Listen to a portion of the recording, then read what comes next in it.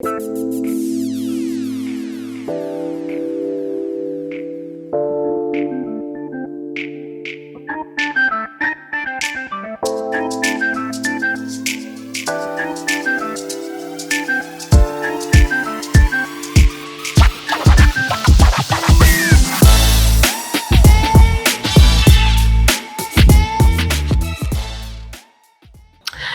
there, my name is Cynthia Nanjala, a podcaster right here at Wonder Properties Kenya, and welcome to episode 7 of the Real Estate Playbook podcast. We are so happy, we're excited that you people have continued to support us in our previous episodes, and I know you'll be watching this a little bit later on, but you know the weather in Nairobi has been quite cold, and we've done a number of episodes as well on TikTok lives on just the essence of the rainy seasons and the real estate. So please head over to our website pages or follow us across our social media platforms to catch up with that. However, this is a podcast brought to you by Wonder Properties Kenya, and Wonder Properties is a real estate developer, a premium real estate developer that has been at the center of various projects completed and ongoing within Nairobi. So let me quickly mention them so that you get a clear picture of what we do, and we're obviously speaking from a point of experience as well. So we've done projects such as the Ndemi Gardens, Alina Ridge, Alina Harbour, which are completed, ongoing projects currently, the hot selling Diplomat, as well as Gaia Brookside, which is a 3-4-5 bedroom apartments in Westlands. Now, the team and I have been going through some of the issues really we think are important, and we believe are important when we are speaking to you as a buyer and an investor. And one of them is the basics of all, and that is ownership. All right, so today we are going back to the basics and the basics and the basics of real estate, and that is ownership. Now, the reason we believe this is important is we've seen endless court battles between, the buyers and sellers, between developers and the buyers, on the question on who exactly owns it and whether or not it's legally owned, has been validated and has been transferred as it should to the buyer.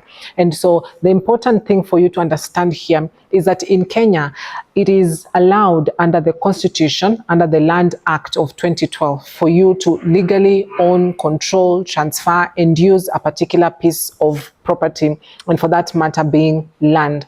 All right, so we want to go back to that, and I'll be attaching the link down below in our description on the Lands Act 2012 so that you can also take a look at it, because I'm not going to speak something outside what the Constitution requires. This is what the Constitution demands, as well as just from the experiences we have worked with many clients on some of the biggest challenges that they face, as well as the market risks that come with regards to unresolved ownership problems. Now, as I've said, the Lands Act 2012 controls or provides proper description of what property ownership is all about. And the reason it's still Lands Act is that it still covers not just the physical land that we're talking about, but also when we're talking about apartments, as well as houses and the lands that they sit on. Now, there are 3 ways to which you can be able to own a particular piece of property. And for this matter, I'm talking about property within the real estate. Now, one of them is what we call certificate of title. In other words, I mean a freehold title.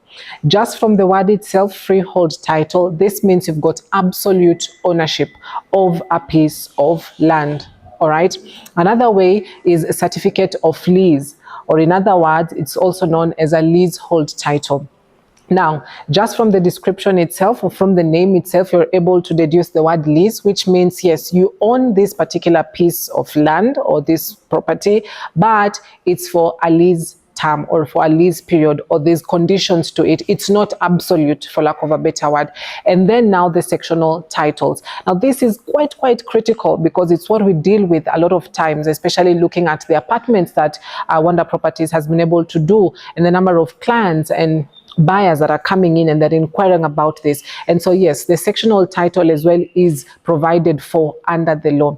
Sectional title allows you as a buyer, as an investor, to own a unit of a larger block, like an apartment. So, for example, Alina Harbour, this is a completed project. If you come through right now and you say you'd love to purchase a unit, well, we'll be able now to talk about the sectional title, because the land that it is sitting on is owned by the developer.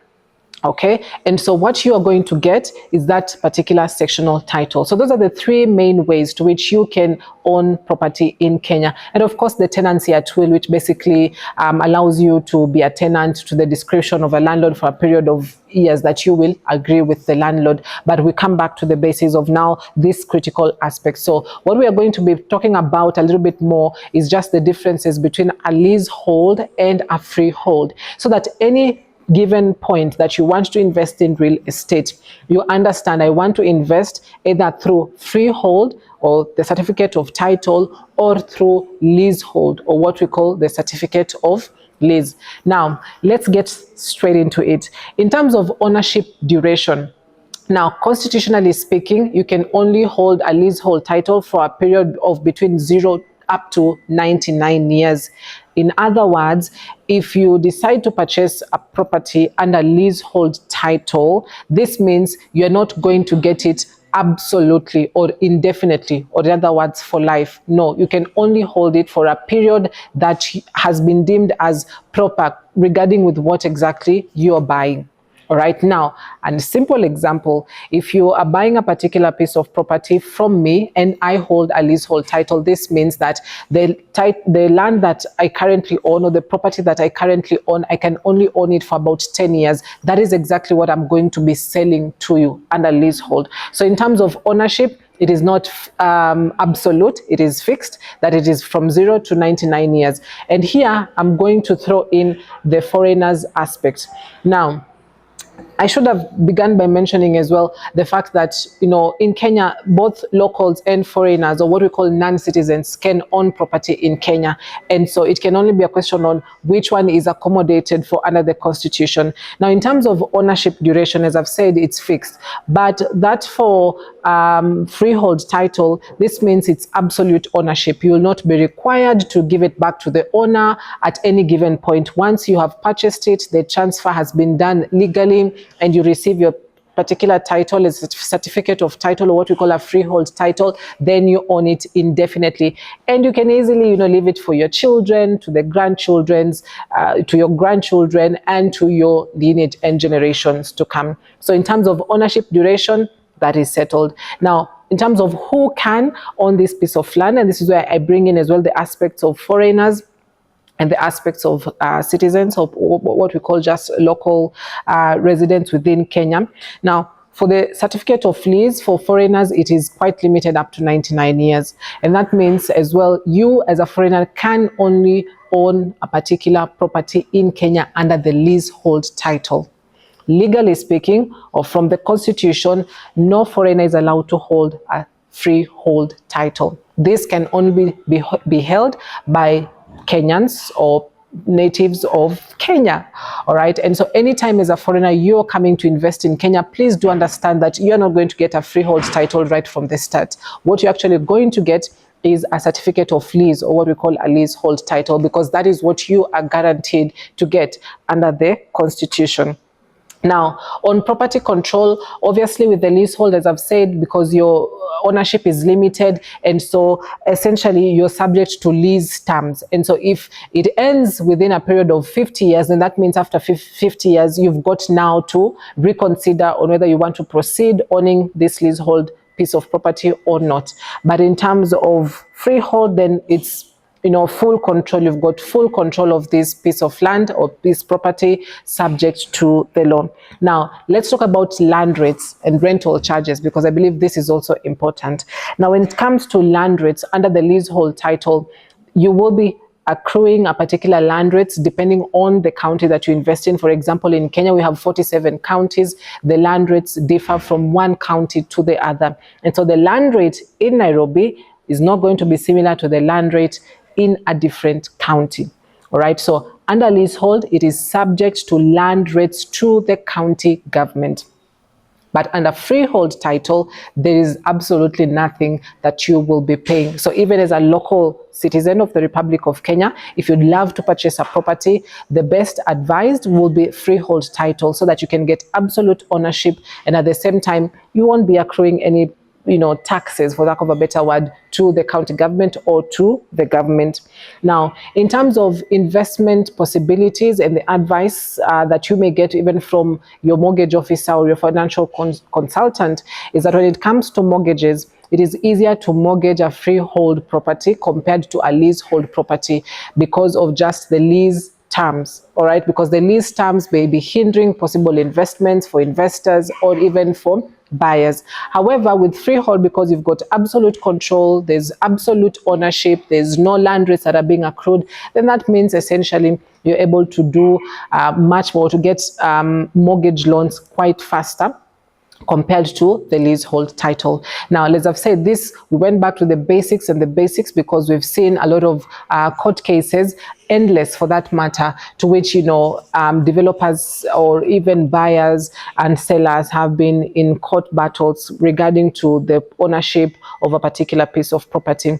And so, like I've said, this is all important, but also one big critical aspect that I also need to mention is the fact that you can always at any given point confirm on what kind of title you have or what kind of title you are getting. How do you do this? This means you can either physically go to the Ministry of Lands and then with the plot number, and they can physically confirm it for you through their land records.